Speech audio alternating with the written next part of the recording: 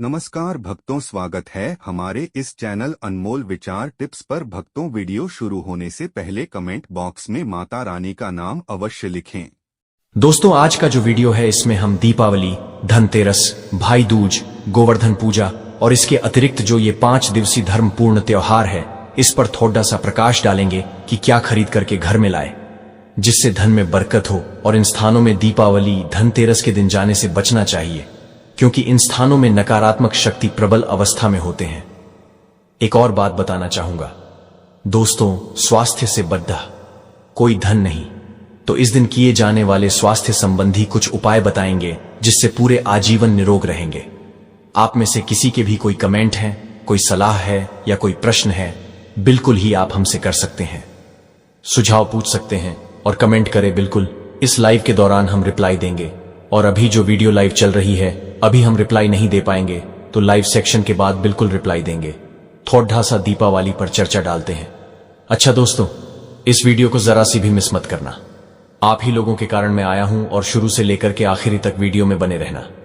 दोस्तों, दीपावली भारत का अत्यंत प्राचीन और महत्वपूर्ण त्योहार है। हाँ दोस्तों, और इसे हम अंधकार पर प्रकाश की त्योहार बोलते हैं। ज्ञान पर ज्ञान की और बुराई पर अच्छाई की हम इसे प्रतीक मान करके इस त्योहार को हम हिंदू भाई धूम धमाके के साथ मनाते हैं। वैसा नहीं कि हिंदू पूरे भारतवर्ष में जितने भी धर्म के लोग मनाते हैं, खुशियां हाजिर करते हैं, तो ये 5 दिवसीय त्योहार है और प्रत्येक दिन अपना अपना अलग विशेष महत्व रखता है। धनतेरस, भाई दूज, गोवर्धन पूजा, नरक चतुर्दशी और दीपावली, ये सबका अपना अलग अलग महत्व है। दोस्तों, धनतेरस, जिस त्रयोदशी तिथि के नाम से जानते हैं, ये दीपावली महापर्व का प्रथम दिन होता है और ये कार्तिक महीने की कृष्ण पक्ष की 13 तिथि होती है। अब दोस्तों, ऐसे भी मान्यता है कि समुद्र मंथन के समय भगवान धनवंतरी अपने हाथ में अमृत कलश लेकर के दोस्तों इस दिन प्रकट हुए थे। इसलिए भगवान धनवंतरी के जन्मदिन के रूप में भी हम सब देखते हैं। और जो धनतेरस के दिन है, ऐसा माना जाता है कि इस दिन कोई भी वस्तु आप अपने घर में खरीद करके लाते हैं, उसमें 13 गुना ज्यादा प्रभावी बढ़ जाते हैं। और धनतेरस के दिन कुछ भी चीज खरीदते हैं, चाहे वाहन खरीदे, गाड़ी, बंगला, रुपया, पैसा, सोना, चांदी, कपद्धा, जो भी चीज खरीदे, उसमें दोस्तों आप लोगों को मुहूर्त देखने की जरूरत नहीं पड़ी दोस्ती। बिना मुहूर्त के आप जो है इस दिन खरीदारी कर सकते हैं। तो भैया जानते हैं धनतेरस के दिन क्या खरीद करके लाना चाहिए? वैसे तो आप मेरे पिछले साल की वीडियो भी देख सकते हैं। मैं आप लोगों को धनतेरस के दिन लाए जाने वाली चीजों पर भी दोस्तों अमल किया हूं, बताया हूं। तो इस दिन बहुत सारे लोग सोना और चांदी खरीद करके लाते हैं। मैं दोनों को थोड़ा सा भी तरीका बता दूं कि सोना और चांदी क्यों खरीद कर लाना चाहिए, किन्हें सोना खरीदना चाहिए और किन्हें चांदी खरीदना चाहिए। अच्छा, जो लोग नित्य बीमार रहते हैं, जिनके घर में जैसे कि बहुत से लोग होते हैं, जिनके घर के सदस्य बीमार पड़े रहते हैं, बीमार ठीक नहीं हो रहे हैं, बहुत ज्यादा कष्ट या समस्या को फेस कर रहे हैं, ऐसे व्यक्ति को चांदी खरीद कर लाना चाहिए। ऐसा क्यों, वो भी थोड़ा सा बता दूं। जो चांदी है, इसे रज माना जाता है और भगवान शंकर जब माता सती के शव को ले जा रहे थे, विलाप कर रहे थे, तो उनके अश्रुधारा से ये चांदी रत्ना उत्पन्न हुए हैं। इसलिए दोस्तों, जो भगवान शंकर की अश्रुधारा है, बहुत ही शांत धारा थी, इसलिए ऐसा माना जाता है। मैंने कम से कम 5 से 6 ऐसे तांत्रिक किताबों को पढ़ा है, उसमें स्पष्ट लिखा है जो चांदी धातु है, इसे शीतलता का प्रतीक माना जाता है। और शरीर में रोग व्याधि क्यों बढ़ता है? तामस गुण के कारण, तामस की वृद्धि के कारण, यह पूर्व कोई दोष के कारण। तो चांदी क्या है, सभी चीजों को मिटाने का काम करते हैं। इस दिन चांदी घर में खरीद लाइए और उस चांदी को आप जो है, चांदी का टुकड़ा चाहे तो आप खरीद करके ला सकते हैं। पैसा नहीं तो आपके पास बजट के अनुसार आप देख सकते हैं। आपके बजट ज्यादा है तो थोड़ा सा ज्यादा चांदी का सिक्का ले जाइए, या उनके टुकड़े ला सकते हैं, या आप बिस्किट भी इसके ला सकते हैं, या फिर इसके जो आभूषण बने वो ला सकते हैं। ये काम करना, एक पात्र लेना और उस पात्र में गंगाजल डाल देना, और डालेंगे पात्र में गंगाजल डालने के बाद ये चांदी धातु को बिल्कुल डाल देना। धनतेरस के दिन पूजा पाठ आप चांदी की कर लेना, इसके बाद इस धातु को डाल देना, इसके बाद इसके पानी के पूरे छिड़काव अपने घर में करना। दोस्तों, आपके घर में बिल्कुल ही रोग का यह नाश करेंगे। ऐसा क्यों करेंगे? क्योंकि यह भगवान शंकर के आंसू से उत्पन्न हुए हैं। माता इसे जगदम्बा की रज भी माना जाता है और बिल्कुल यह रोग दोष को दूर करने का काम करते हैं। अब जानते हैं कि इन्हें सोना खरीद करके लाना चाहिए। तो देखिए दोस्तों, जो लोग धन में वृद्धि करना चाहते हैं, अपने आय को बढ़ाना चाहते हैं, ऐसे व्यक्ति को घर में सोना खरीद करके लाना चाहिए। सोना जो है लक्ष्मी का प्रतीक माना जाता है। जिस स्थान में सोना होता है उस स्थान में अवश्य तरक्की होती है, वहां पर अवश्य लक्ष्मी होती है। तो ये लक्ष्मी वृद्धि करने का कुंजी माना जाता है, चाबी माना जाता है। लेकिन दोस्तों, जो सोना है शरीर में अहंकार बढ़ाता है, यह घर में रोग भी लाता है। इस पर मैं पूरा वीडियो बनाऊंगा, प्रकाश डालूंगा। सोना घर में ज्यादा नहीं रखना चाहिए, घर में रोग लाने का काम करते हैं, कलह क्लेश खूब लाते हैं। तो मान लीजिए अगर आपने 11 किलो सोने खरीद करके लाए तो कम से कम ज्यादा नहीं तो 1 पांव के आसपास 250 ग्राम के आसपास आपको चांदी अवश्य लाना चाहिए। चांदी जो है शीतलता है दोस्तों, शीतलता का प्रतीक है और यह ऊष्मा को रोकने का काम करते हैं। सोना है समता बहुत बढ़ाते हैं। घर में गोपनीय बात बता दूं, हमने बहुत सारे लोगों के जीवन में देखे हैं, फेस भी किए हैं और देखते भी हैं, समाज में चल रहे हैं। तो जिनके घर में जितना ज्यादा सोना होता है दोस्तों, उनके घर में उतना ही ज्यादा कलह और क्लेश होती है।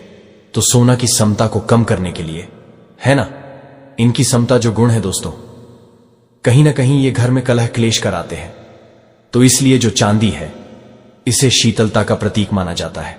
इसलिए दोस्तों, जो चांदी है ना, ये शीतलता होने के कारण ये क्या करता है, ये सोना के जो ऊष्मा है उसे रोकने का काम करते हैं। दोस्तों, ये थी सोना और चांदी की जानकारी। अब जानते हैं कि धनतेरस के दिन और क्या सामग्री खरीद करके लाना चाहिए। तो धनतेरस के दिन भगवान धनवंतरी को पीतल की धातु बहुत प्रिय है।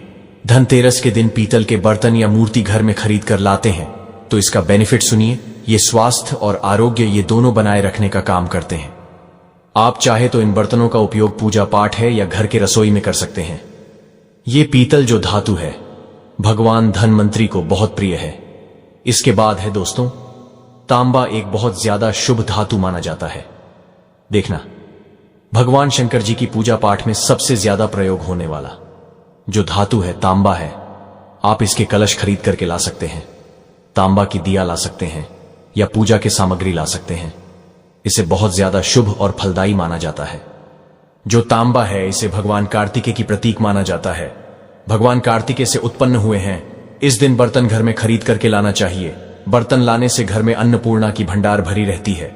अच्छा, एक और जानकारी पिछले साल के वीडियो में भी बताया था कि धनतेरस के दिन झाड़ू खरीद करके लाना चाहिए, लेकिन हमने देखे हैं, अपने आसपास लोगों की भी बात बताता हूं, इसलिए मैं लाइव आया हूं। जो 90% लोग हैं प्लास्टिक से बना हुआ झाड़ू लाते हैं। 90% लोग प्लास्टिक से बना, प्लास्टिक से निर्मित झाड़ू लाते हैं। उसकी जो डंठल होती है प्लास्टिक का होता है, वो वाला झाड़ू लाते हैं और उसमें से 90% लोग बचे हैं। तो 5% लोग क्या करते हैं, वो भी झाड़ू लाते हैं, नेचुरल फुल वाला झाड़ू लाते हैं।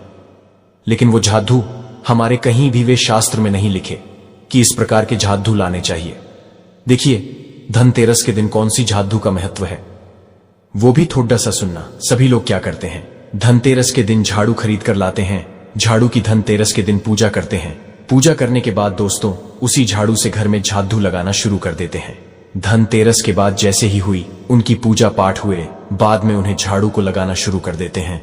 भैया लक्ष्मी मान करके अपने उस झाड़ू की पूजा किए और फिर उसी झाड़ू से आप जो है झूठे वगैरह जो घर के कामकाज है उसमें प्रयोग करने लगते हैं। तो दोस्तों, ये कहीं ना कहीं व्यक्ति के जीवन में दुर्भाग्य लाने का काम करते हैं। अब ये जानकारी निकाल चुके हैं तो बता देता हूं कौन सी झाड़ू लाना चाहिए। क्षीर वाला झाड़ू आपने सुना होगा। जो क्षीर वाला झाड़ू है या फूल वाला झाड़ू है, इससे लक्ष्मी का प्रतीक माना जाता है। आज भी हम देखे हैं, बचपन से देखते आ रहे हैं।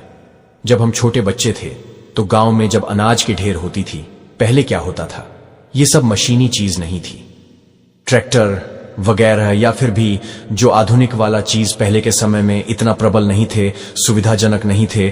तो उस समय अनाज के ढेर पर ये फूल वाला झाड़ू है, बिल्कुल लक्ष्मी भंडार बढ़ाने के लिए रखते थे। ग्रामीण इलाकों के लोगों से पूछना, अवश्य बता देंगे। तो ये जो फूल वाला झाड़ू है, इसी को धनतेरस दिन लाने के बारे में कहे गए ना कि दोस्तों, प्लास्टिक वाला झाड़ू, ये फूल वाला झाड़ू साक्षात माता लक्ष्मी का प्रतीक माना जाता है।